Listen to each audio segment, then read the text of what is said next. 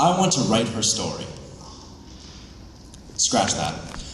I want to write down her story. The words are already there, written neatly in disappearing ink on compressed sheets of time. She is the author, and I am the scribe who sees invisible things. Her every movement is an entire page. She speaks in quotations, and when she sings, I watch the words dance off her tongue in italics.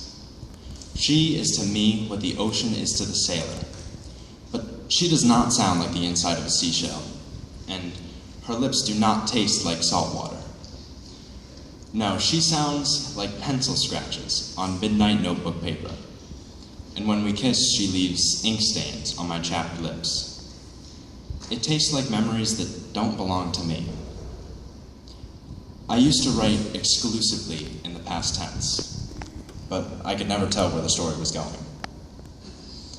I started writing in future perfect, but I stopped when the characters in my story reminded me time and time again that the future is far from perfect. I screamed at the top of my pencil's lungs until I lost my writer's voice and was left with nothing but chicken scratch pages half full of fragmented hopes and graphite claw marks. I have tried to erase them, but the faded lines persist, staring back at me like my reflection in a shattered mirror. Her story is in the present tense. She is, not was, not will be. She is the most beautiful, the most entertaining, the most enlightening piece of nonfiction I have ever held in my calloused hands. I've always been a fast reader, but I've got paper-cut scars from turning the page too quickly. I turn her pages slowly.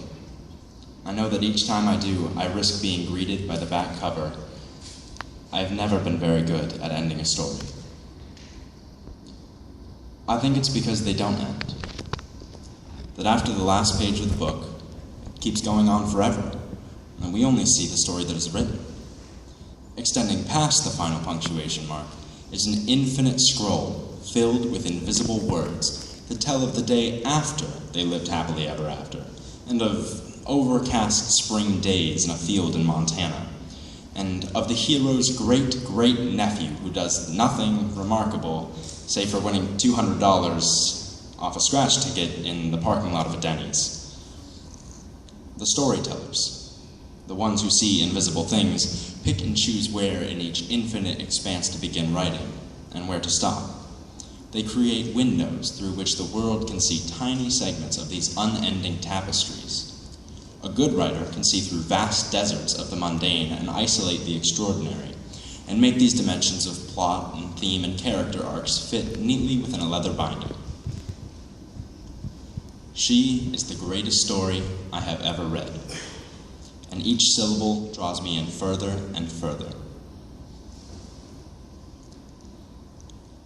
Every time she looks me in the eyes, she shows me indescribable sights, the likes of which inspired Homer and Shakespeare to write their brilliant works. Her eyes hold a kind of truth, written in a language of elaborate design, a vernacular of heartbeats, and the smell of peppermint chapstick, and the sound of 4 left feet dancing across the kitchen floor to a symphony of silence. She shows me invisible things. She is the reason why I'm able to articulate exactly how she reminds me of full tanks of gas and fresh new notebook paper, and she still asks me why I'm thanking her. Perhaps, through her eyes, her gifts remain unseen. I want to write down her story so that she may see invisible things too.